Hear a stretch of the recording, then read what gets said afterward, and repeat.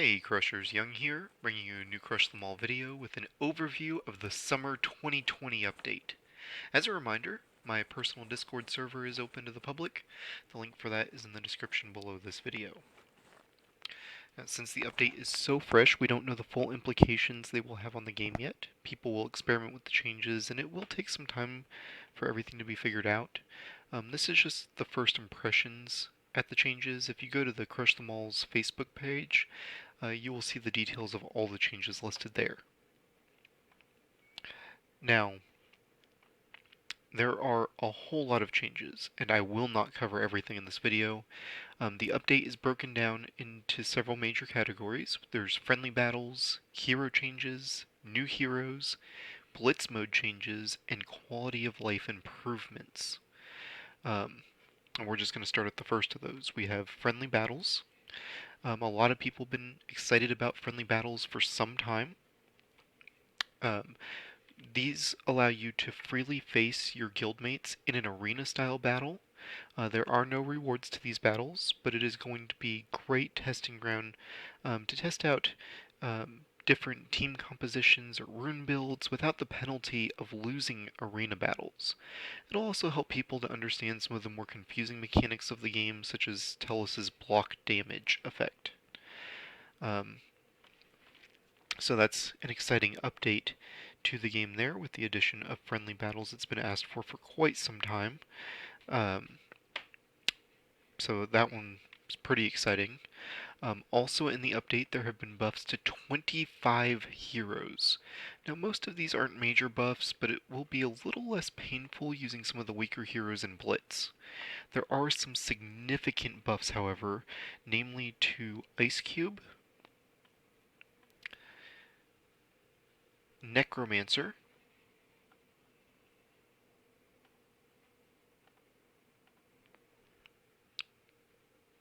Ice Knight,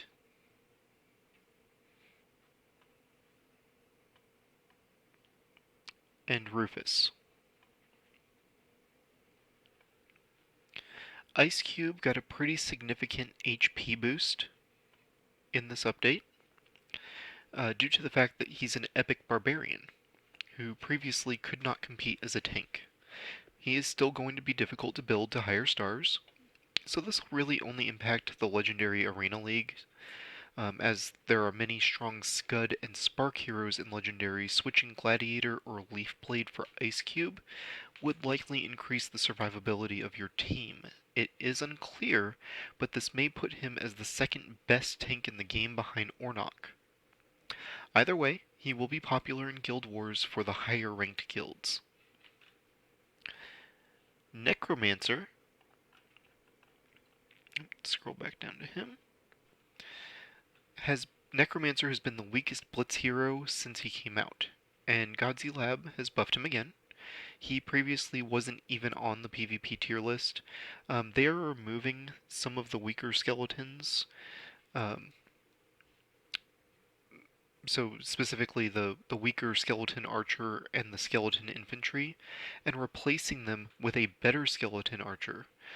Building Necro for DPS with attack range now shows more promise.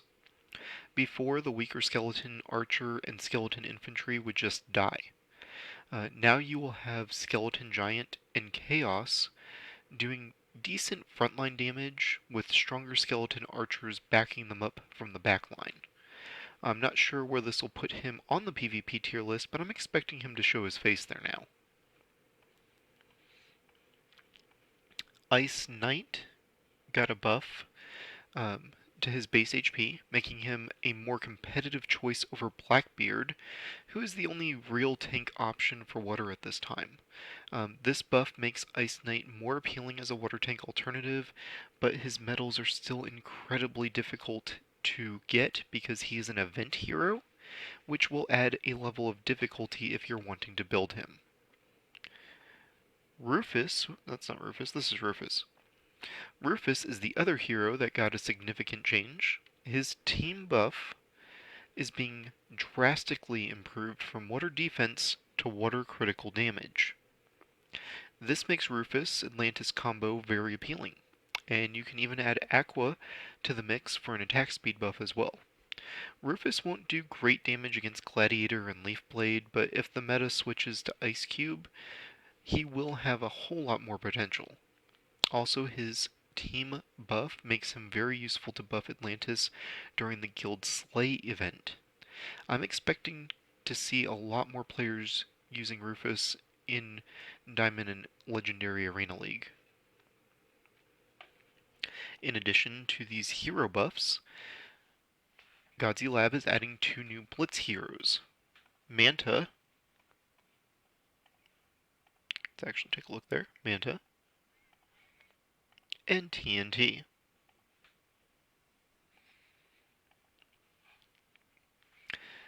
So, both of these heroes show tremendous promise. TNT is an area of effect, meaning splash damage. Gunner, and this hero has the highest attack stat of any AoE gunner. The highest base attack for an AoE gunner. In addition, he brings a new team buff to the game with increased burn duration. It starts at 10% at 4 stars and does not get any PvP multiplier. This would have great synergy with Spark and Alda, who are the best burn heroes available at this time. TNT has a 2-star ability called Kamikaze Summon, where it walks towards the enemy and then explodes. Runes of TNT affect the Kamikaze spawns, so rune effects such as movement speed will increase the speed of the summon, which allows it to potentially hit backline heroes. The summons are also able to hit flying heroes with their area of effect detonation. I'm not sure exactly where he'll end up on the PvP list. Comparing him to Scud, he doesn't have as good of a team buff, but he has better attack, and his 2-star ability can hit the backline as well as flyers. My guess is he will end up in A tier or S tier. We really need to see these heroes in action before coming up with a definitive rank. Manta is the second new Blitz hero. She is a mage with a pretty high attack stat compared to other mages. Her team buff decreases opponent area of effect damage by 100% at 4 stars, but the PvP multiplier does get applied for her. This opens up a lot of possibilities against teams who rely on AoE. Manta's 2-star ability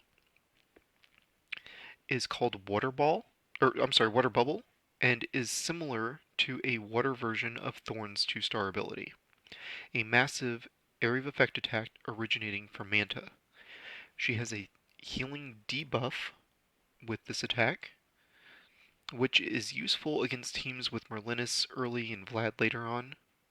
Newer players could use her at 2 stars if you go against a strong Merlinus. Circling back to her 4-star ability and the reduction for AoE effects, this is a direct hard counter to heroes such as Scud that have AoE in his 1 and 2-star abilities. Due to this, and this would also be a counter to heroes such as Thorn, Tesla, Misty, Spike, and Skeleton Giant, just to name a few relevant heroes. The bottom line is that she is going to be a major contender at higher ends of combat with such a big ability. And then also, since she's a water hero, you can give her a Chilling Rune set, which gives her the chance to freeze even backline heroes. She might work well with Frost Queen teams in that regard. My guess is she's going to end up in the S tier for the PvP tier list. Now, the next major element to this update are changes to the Blitz mode of the game. Blitz has been reduced from 3 days to 2 days. The frequency of Blitz events is also changing from once per week to once every 5 days, with 3 days of cooldown in between each. This will make it harder to max out and get every tier of reward, but ultimately the increased frequency of Blitz will yield more rewards overall. It will also reduce the cycle time to get Blitz heroes into rotation. With these 2 new Blitz heroes, that would take the Blitz rotation to once every 63 days. With this change from 7 days to 5 days, this reduces it from 63 days to once every 45 days. Now, a few other changes to Blitz worth noting is that commons have had reduced value. Free ticket recharge has been changed from 6 hours to 8 hours. There have also been a ton of GUI updates and quality of life improvements. I honestly don't have time to cover them all today, but here are a few. Having guild chat accessible during staging, which is likely to increase communication in the guild. Updated visuals for area of effect attacks. Updated user interface while staging and ascension screen. You can see new layout here. There have been several bug fixes, as well as a few other minor changes. To see a full list of changes and to take a more in-depth look at everything covered here, be sure to check out the Facebook note published by Godzy Lab. I've included the link for that in the description below this video. One final thing before we get to the conclusion. There have been new skins added for several heroes such as Sorrow the Mischievous and Scud the Punisher. These are additional skins that can be unlocked for paid purchase when the event comes up. You'll see it over here, similar to the ones that we see like for the Leaf Blade skin. So be on the lookout for those as well. I'm excited to see some more skins come in. As a reminder, they don't affect gameplay whatsoever, but they look really cool, and it's fun to play around with different skin options. Now, as I conclude today's video, I'd like to give a special acknowledgement to King Richard for making the thumbnail for today's video. I'd like to thank Discord users who contributed and helped with the content of this video. In particular, I'd like to acknowledge Mr. Moogle, Flocky, and Medev.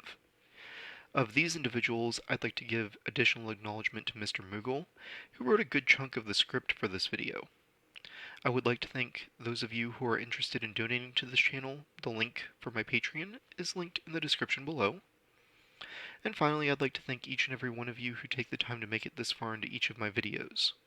Your continued support is the reason I do this. So thanks for watching.